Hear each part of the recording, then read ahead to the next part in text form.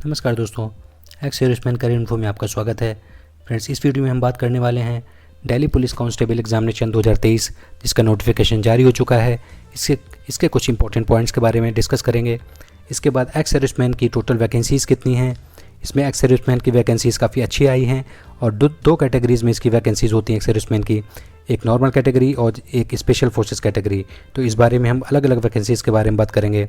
Friends, इसके बाद ex serviceman की एलिजिबिलिटी कंडीशंस क्या हैं, क्या कुछ जो सर्विंग कैंडिडेट्स हैं जो विद इन 1 ईयर रिटायर हो रहे हैं उनके लिए क्या रूलिंग है, क्या वो एलिजिबल हैं या नहीं है, इस बारे में बात करेंगे। और लास्ट में प्रीवियस ईयर की क्या कट ऑफ रही है एक्स सर्विसमैन की, क्योंकि पहले एक कट ऑफ आती है कंप्यूटर बेस्ड एग्जामिनेशन के बाद में, उसके बाद फिजिकल और मेजरमेंट होता है, उसके बाद में जब फाइनल कट ऑफ आती है तो दोनों कट ऑफ के बारे में हम बात कर लेंगे। लास्ट ईयर क्या रही है कट ऑफ, और लास्ट में मैं अपने एक्सपीरियंस के हिसाब से एक टिप दूंगा आप लोगों को, जिससे ये एग्ज़ाम की थोड़ी सी प्लान प्रिपरेशन करके बहुत आसानी से एग्ज़ाम क्लियर किया जा सकता है।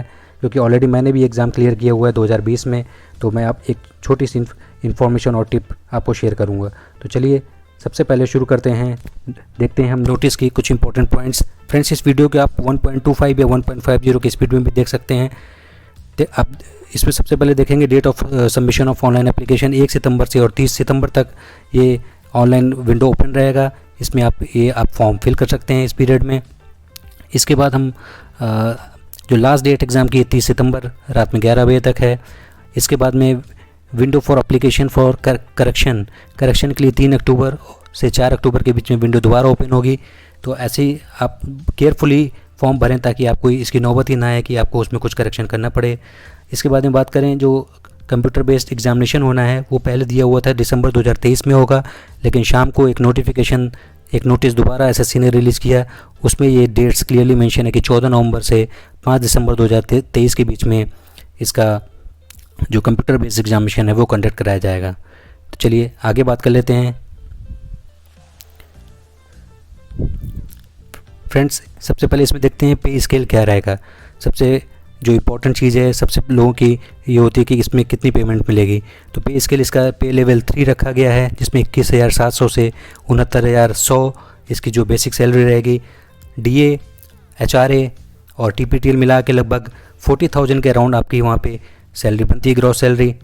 तो काफ़ी अच्छी सैलरी है दिल्ली पुलिस की compare to other state police अगर बात की जाए तो चलिए इसके बाद में हम वैकेंसीज़ की बात कर लेते हैं। देखिए, एक्स सर्विसमैन की, जैसे कि मैंने पहले बोला था कि वैकेंसीज 2 कैटेगरीज में होती हैं। एक constable male ex serviceman others including backlog vacancies SC और एसटी की।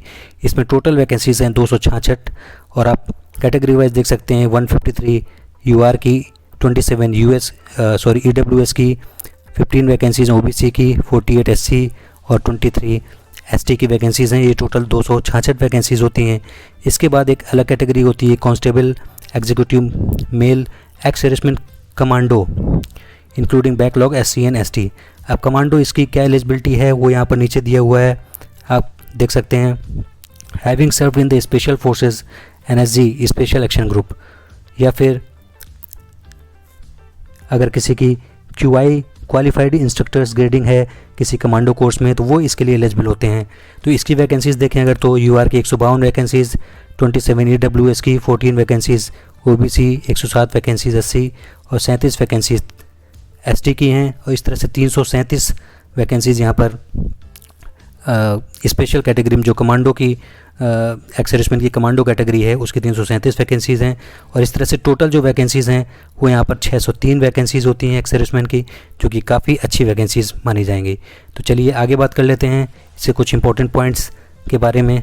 एज रिलैक्सेशन की बात करें अगर, तो एक्स सर्विसमैन जो यूआर हैं उनको 3 years after deduction of military service, जो मिलिट्री सर्विस उन्होंने जितनी की है उसको हटाने के बाद भी 3 ईयर्स के यहाँ पर एज रिलैक्सेशन दिया जाता है यूआर और ईडब्ल्यूएस को एक्स सर्विसमैन में।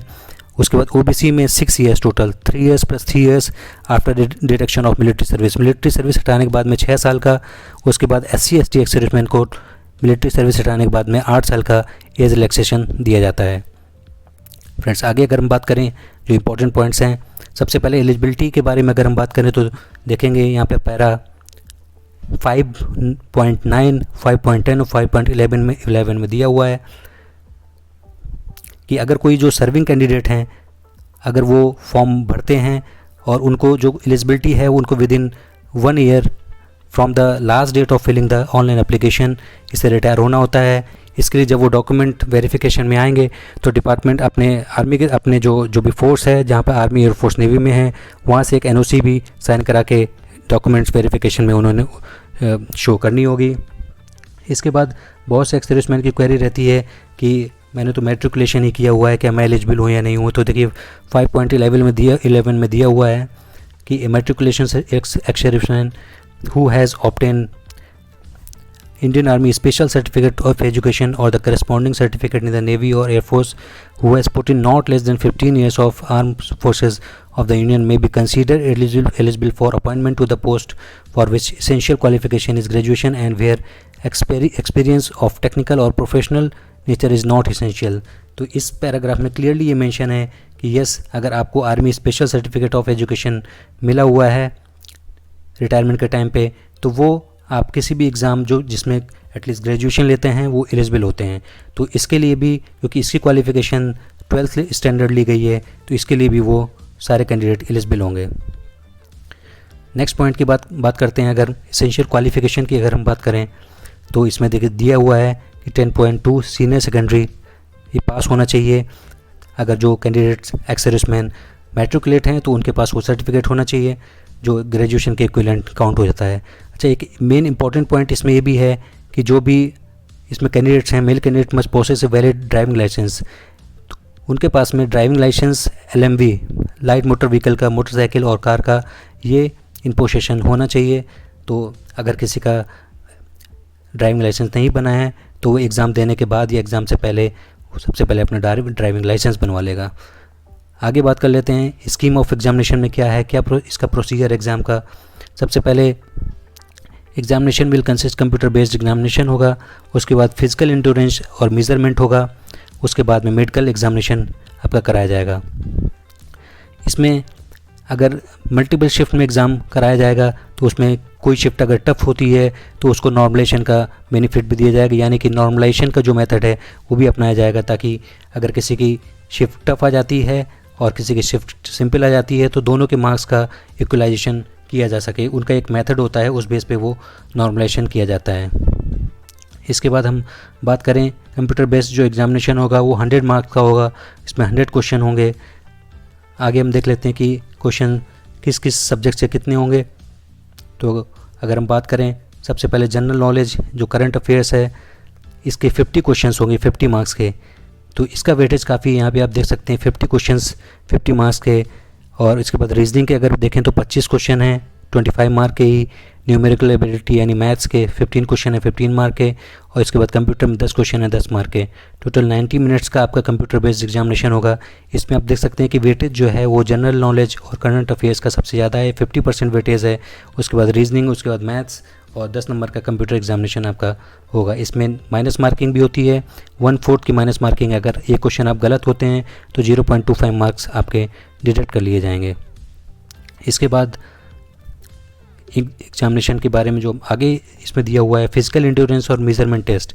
Standard of the physical measurement and measurement test are as follows. इसमें आप देख सकते हैं कि कुछ फोर्सेस के एग्ज़ाम है जिसमें एक्स सर्विसमैन को एग्जाम्प्ट किया गया है रनिंग वगैरह से, लेकिन इसमें क्लियरली दिया हुआ है standard of physical endurance test for male candidate including ex serviceman and departmental candidates will be as under.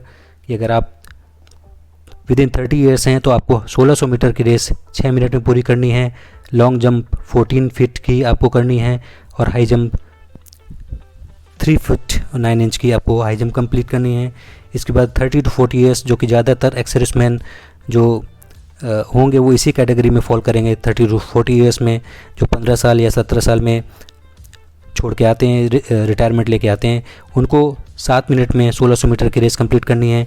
13 feet की लॉन्ग जंप और 3 फीट 6 इंच की हाई जंप। उसके बाद एबव 40 ईयर्स 8 मिनट्स में उनको 1600 मीटर कंप्लीट करना है। लॉन्ग जंप 12 फीट और 3 फीट 3 इंच की उनको हाई जंप क्वालिफाई करनी है। इसके बाद अगर हम बात करें जो हाइट है वो 170 सेंटीमीटर एक्स सर्विसमैन के लिए भी होगी। और इसमें कुछ रिलैक्सेशन है, उसमें एक्स सर्विसमैन का कोई रिलैक्सेशन नहीं दिया गया है। तो मिनिमम जो हाइट है वो 170 सेंटीमीटर एक्स सर्विसमैन के लिए होगी। तो चलिए आगे हम कुछ इंपॉर्टेंट पॉइंट हैं उसके बारे में बात कर लेते हैं। लास्ट ईयर की कट ऑफ के बारे में बात कर लेते हैं। चलिए सबसे पहले देखते हैं लास्ट ईयर जो 2020 में वैकेंसीज़ आई थी दिल्ली पुलिस कांस्टेबल की, उसमें क्या कट ऑफ रही है। तो जैसा कि आप देख सकते हैं यहाँ पर वैकेंसीज़ दी हुई हैं। Constable executive mail ex serviceman others category की जो EWS 19 vacancy, SC 52 vacancy, ST 24 vacancy, OBC 37 और UR 94 वैकेंसीज़। इसमें जो कैंडिडेट शॉर्टलिस्ट हुए थे वो दिया हुआ है, इनकी कट ऑफ दी गई है। ये जो कट ऑफ है ये कंप्यूटर बेस्ड एग्जामिनेशन के बाद की कट ऑफ है। इसके बाद फिजिकल हुआ था, मेडिकल हुआ था और जो फाइनल कट ऑफ निकाली थी वो भी मैं आपको आगे दिखाऊंगा। तो इसमें देख सकते हैं कि आप कैटेगरी वाइज कट ऑफ कितनी रही थी। 100 में से 25 नंबर कट ऑफ गई थी EWS की, लगभग 25.06 SC की, 25.30 ST, 39.35 OBC और UR के 33.92 मार्क्स, इतनी कट ऑफ गई थी। इसके बाद जो स्पेशल कैटेगरी यानी कमांडो कैटेगरी के एक्स सर्विसमैन की कट ऑफ थी वो आप देख सकते हैं। EWS की 25.21, SC की 25.07, ST की 25.45, OBC की 35.37 और UR के 30 मार्क्स। ये आउट ऑफ 100 कट ऑफ है। 100 मार्क्स में से अगर किसी ने इतने मार्क्स ले आए थे तो फिजिकल और मेडिकल के लिए एलिजिबल हो गया था। तो चलिए आगे देख लेते हैं जो फाइनल कट ऑफ रही थी फिजिकल और मेडिकल के बाद में वो एक्स सर्विसमैन की क्या रही थी। यहाँ पे देख सकते हैं ये constable male ex serviceman others, इसमें जो फाइनल कट ऑफ EWS की थी वो 25.11 कट ऑफ गई थी, SC की 25.15, ST की 25.45, OBC की 52 और UR की 49.23। तो OBC की कट ऑफ आप देख सकते हैं कि 3 मार्क्स लगभग जो जनरल कैंडिडेट्स हैं उनसे ज़्यादा गई थी एक्स सर्विसमैन की।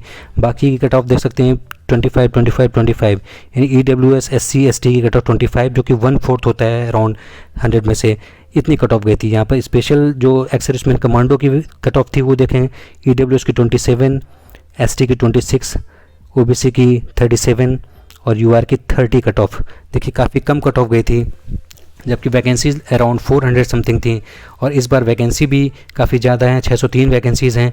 तो कट ऑफ काफ़ी और भी कम जाने के आसार हैं। तो चलिए फ्रेंड्स लास्ट में हम बात कर लेते हैं एग्ज़ाम से रिलेटेड एक इम्पॉर्टेंट टिप्स की। फ्रेंड्स जैसा कि आपको पता है कि काफ़ी अच्छी वैकेंसीज़ दिल्ली पुलिस में 603 वैकेंसीज़ हैं। तो जो कैंडिडेट्स जिनका SSC CGL या CHSL या किसी और एग्ज़ाम में नहीं निकला है तो उनके लिए काफ़ी अच्छी अपॉर्चुनिटी है कि दिल्ली पुलिस का एग्ज़ाम वो आसानी से क्रैक कर सकते हैं। उसके लिए लेकिन एक प्लान तरीके से उनको प्रिपरेशन करनी होगी बचे हुए 2 या 3 महीने में। तो चलिए हम बात कर लेते हैं उस बारे में। जैसे कि आपको पता है कि इसमें GS का पोर्शन 50% का वेटेज है, तो उसी हिसाब से इनको प्रिपरेशन भी करनी होगी। 50% लगभग जो कि 50 मार्क्स का रोल प्ले कर रही है यहाँ पर GS करंट अफेयर्स। तो उसके लिए कैसे तैयारी करनी है मैं आपको बता दूँ। GS के लिए और स्टैटिक पोर्शन के लिए आप ल्यूसेंट को प्रेफर कर सकते हैं। ल्यूसेंट बुक अगर आप उसमें हिस्ट्री, ज्योग्राफी और पॉलिटी जो इम्पोर्टेंट टॉपिक्स हैं आप उनको ग्रैब कर लीजिए। उसके बाद में करंट अफेयर्स के लिए अगर मैं बात करूँ तो आपको एक वीडियो सोर्स में रिकमेंड करना चाहूँगा, इंडोलॉगस एक चैनल है यूट्यूब का, आप उसके वीडियोस मंथली वीडियोस देखिए। उसके बाद में अगर मंथली वीडियोस आपके कंप्लीट हो जाते हैं तो एक द पंडित करके एक टेलीग्राम चैनल है, ये monthly top 100 questions current affairs के डालते हैं। तो आप इनके PDF डाउनलोड करके आप इनके PDF पढ़ लीजिए। तो ये दोनों सोर्स आपके लिए सफिशिएंट रहेंगे। लास्ट 1 ईयर का आपको करंट अफेयर्स इस यहाँ से कवर हो जाएगा। और स्टैटिक और GS के लिए यानी हिस्ट्री, ज्योग्राफी, पॉलिटी और स्टैटिक के लिए आप ल्यूसेंट को फॉलो कर सकते हैं। ल्यूसेंट अगर आपने कंप्लीट कर ली है तो क्रेजी GK ट्रिक्स एक यूट्यूब चैनल है, उसमें 15-15, 20-20 मिनट के काफ़ी इंपॉर्टेंट्स टॉपिक पे वीडियोस बनाए हुए हैं। आप वहाँ पे जाके वो वीडियो फॉलो करके आपका रिवीजन भी हो जाएगा। तो ये काफ़ी अच्छा सोर्स रहेगा। तो ये करने के बाद में अगर इतना हो जाता है तो यकीन मानिए आपके 50 में से 20 से 25 मार्क्स आपके यहाँ से आ जाएंगे। इसके बाद रीजनिंग की बात करें, रीजनिंग में आप ज़्यादा से ज़्यादा मॉक टेस्ट लगाइए।